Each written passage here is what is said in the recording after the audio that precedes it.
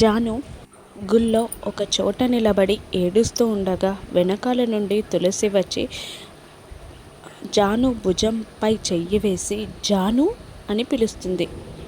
అక్కని చూసిన ఆనందంలో జాను వెనక్కి తిరిగి అక్క అంటూ ప్రేమగా తులసిని హక్ చేసుకొని వెక్కి వెక్కి ఏడుస్తూ ఉంటుంది జాను.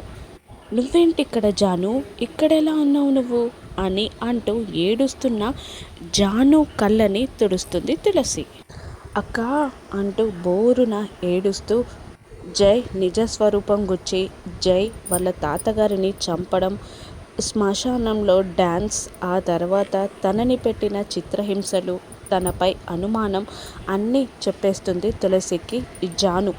అమ్మా నాన్న నేను చనిపోయానని అనుకుంటున్నారు, నేను కూడా ఏమీ చెప్పలేదక్క, మళ్ళీ జై వల్ల అమ్మా నాన్నకి ఏదైనా ప్రమాదం అని నేను చెప్పలేదక్క అని వెక్కి వెక్కి ఏడుస్తూ ఉంటుంది జాను.